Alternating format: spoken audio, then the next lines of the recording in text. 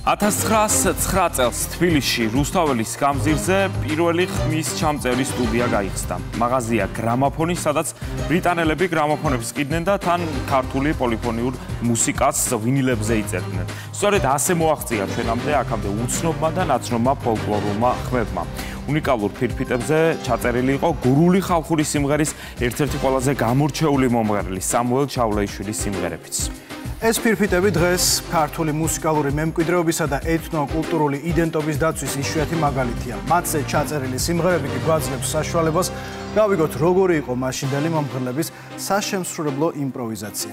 მარიამ შანშიაშვილის რეპორტაჟი.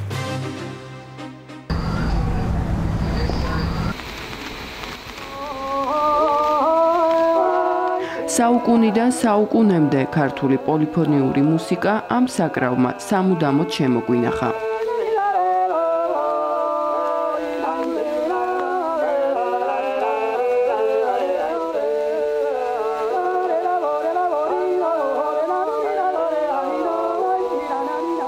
როცა თბილისში რუსთაველის გამზირზე გრამაფონის პირველი მაღაზია გაიხსნა. ჯერ კიდევ მე-19 საუკუნის ბოლო იყო.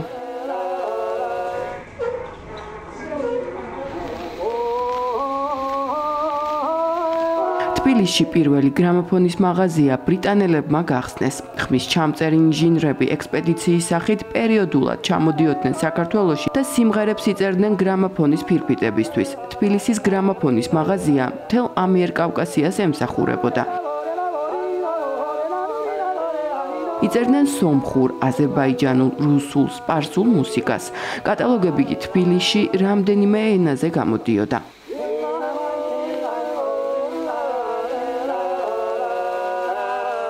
ამ დროს თბილისში ქართველი მომღერლები ჩამოდიოდნენ როგორც კახეთიდან, ასევე გურიიდან. მას კომერციული მიზნები ჰქონდა, მაგრამ ჩვენთვის ძალიან დიდი საქმე გააკეთა, რომ არა ეს ფირმა ჩვენ არ გვექნებოდა ხელთ ის ხალხის ჩანაწერები, რომელმაც შეიძლება ითქვას ხიდი გადო წარსულსა და მომავალ შორის. ესენი იყვნენ უნიკალური გურული მომღერლები. დაახლოებით შეიძლება მივაკუთვნოთ მე-19 საუკუნეს, იმიტომ რომ ისინი მე-19 საუკუნეში მოღვაწეობდნენ, მაგრამ წინაპრებიდან ხო ჰქონდათ ნასწავლი და ასე შეიძლება შეიქმნას სურათი. ჩავლეიშვილები, ხუხუნაიშვილები, ერქომაიშვილები.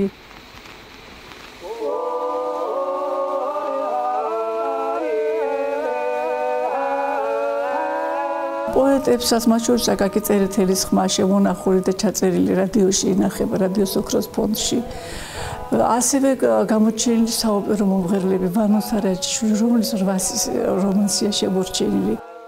ყველაფერი ის, რაც უნიკალური იყო, ფირფიტებზე იწერებოდა. ასე შემოუნახა გრამაფონმა საქართველოს პოლიფონიური მუსიკის საუკეთესო ნიმუშები და მათი შემსრულებლების ხმებიც.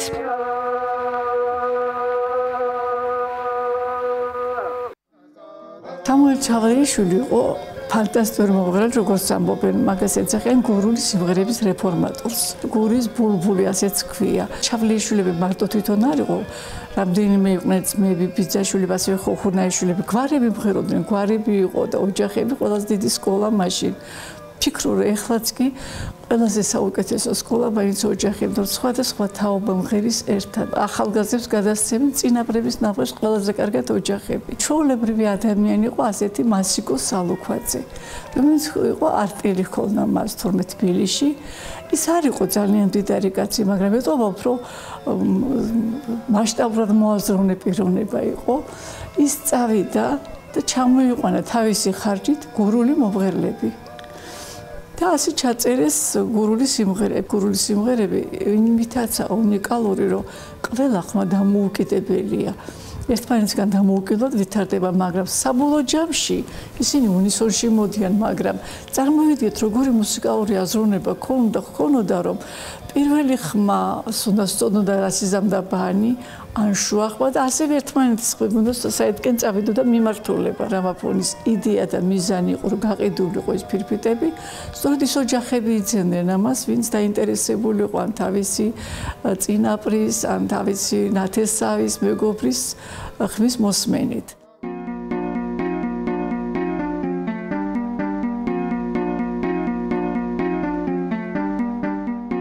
ქართული ხმების შემგროვებელი ანზორ ერქომაიშვილი სწორედ იმ უნიკალურ ჩანაწერებს სწავლობდა, რომელიც დიდი ბრიტანეთის ეროვნული ბიბლიოთეკის საცავებშია დაცული.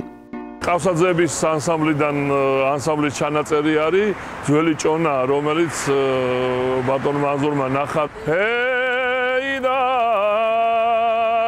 ჭონას ვიყავ, ჭონა ვნახე, სარგებელი ვერა ვნახე. და ესეთი ბევრი სიმღერა.